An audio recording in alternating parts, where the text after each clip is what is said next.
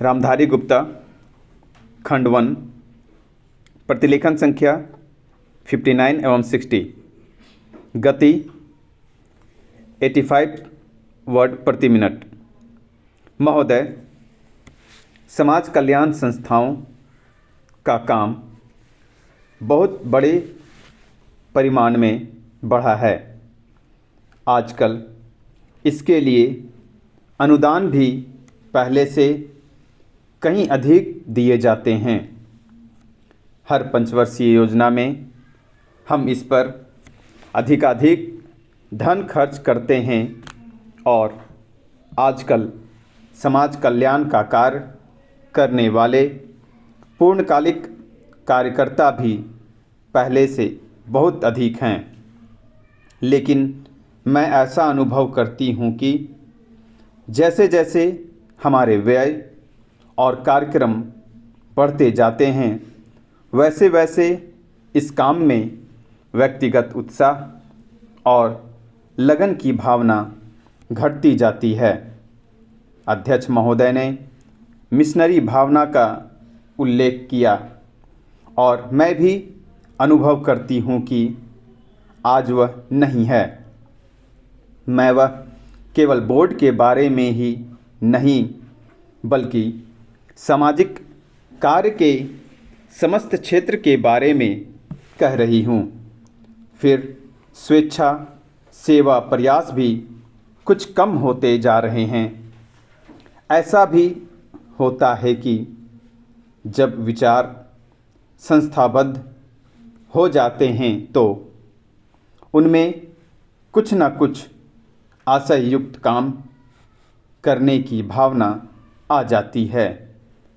यह मनुष्य का स्वभाव है, किंतु सारे सामाजिक कार्य का लक्ष्य तो उसी संवेदन के अभाव पर, निस्वार्थता पर, संदेह के परिणामों से लड़ना है, जिसकी प्रायः मानव स्वभाव कहकर अनदेखी कर दी जाती है।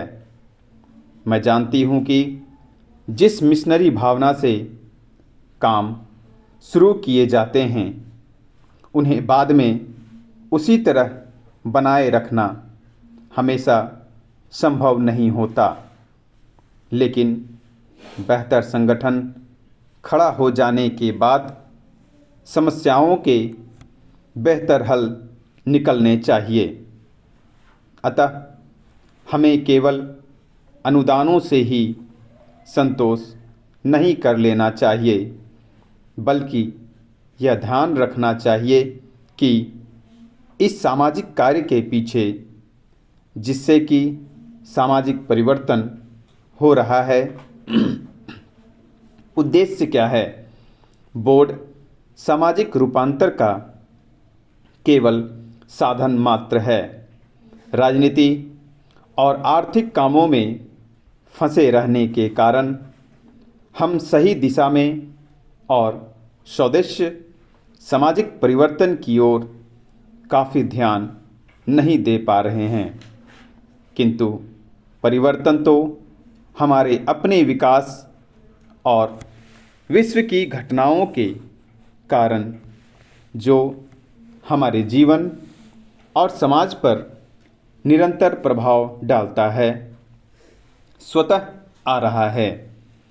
हमारे होनहार युवक और युवतियां संसार के घटना चक्र से निरंतर प्रभावित हैं और कहीं भी कुछ होता है तो वह हमें भी अवश्य छू जाता है।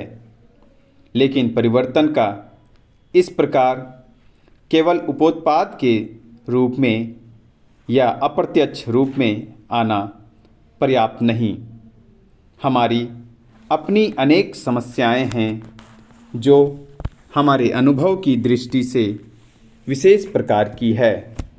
महोदय, एक उदाहरण है जो बोर्ड के सीधे कार्य क्षेत्र में नहीं आता, फिर भी वह सामाजिक अपव्यय को रोकने के महत्व का विवाहों और भोजों आदि में जो धन का अपव्यय होता है वह घटने के बजाय बढ़ रहा है। विकास से जिन लोगों को लाभ पहुंचा है वे दूसरों पर अपनी सफलता का आरोप गांठना चाहते हैं। दहेज का विरोध, जो कुछ समय पहले काफ़ी ज्वलंत प्रश्न था, अब पीछे पड़ गया है। यद्यपि यह कुरीति आज भी उसी तरह जीवित है। अस्पृश्यता के बारे में आज कानून मौजूद है, लेकिन आज भी बहुत से स्थानों पर यह बुराई फैली हुई है। लोग इसे सरकार पर नहीं छोड़ सकते कि वही इसे हटाने के लिए कदम उठाए। इसके लिए तो उन्हें स्वयं कुछ ना कुछ करना होगा। विशेष रूप में समाज कल्याण के क्षेत्र में केवल सरकारी कार्रवाई पर्याप्त नहीं हुआ करती। जनता और सरकार दोनों को मिलकर एक दूसरे का हाथ मजबूत करना चाहिए और पूरे अधिकतम सहयोग से काम करना चाहिए। अपने कार्यक्रमों को पूरा करने के अतिरिक्त समाज कल्याण संगठनों को भी अंधविश्वासों से लड़ने और लोगों में तर्कसंगत दृष्टिकोण अपनाने की ओर ध्यान देना चाहिए।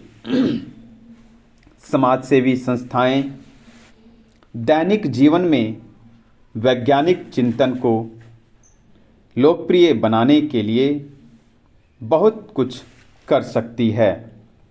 जाति या समाज के नाते हम लोगों को स्वास्थ्य और शिक्षा की ओर कहीं अधिक ध्यान देने की आवश्यकता है। इसके लिए आवश्यक है सही वातावरण, आदतें और सामाजिक दृष्टि, ताकि हमें अपने व अपने आसपास के लिए उचित सफाई, बेहतर पोषाहार और स्वास्थ्य की सुविधाएं प्राप्त हो सकें। सफाई के बारे में हमारा कुछ अजीब दृष्टिकोण है। हम अपने घर की तो सफाई करते हैं, पर कूड़ा करकट दरवाजे पर ही डाल देते हैं। हम स्वयं तो रोज़ नहाते हैं, पर हमारी सड़क या गली गंदी है, जिसकी तनिक भी चिंता नहीं करते। बड़े शहरों में और उन इलाकों में भी जहां पढ़े लिखे और खाते पीते लोग रहते हैं, कूड़ा करकट जमा रहता है और कोई इसकी परवाह नहीं करता।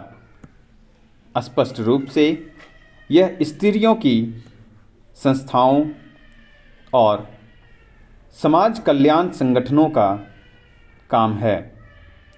समाज कल्याण संस्थाओं के लिए परम आवश्यक है कि वे समूचे क्षेत्र के सुधार के लिए आपसी तालमेल रखें।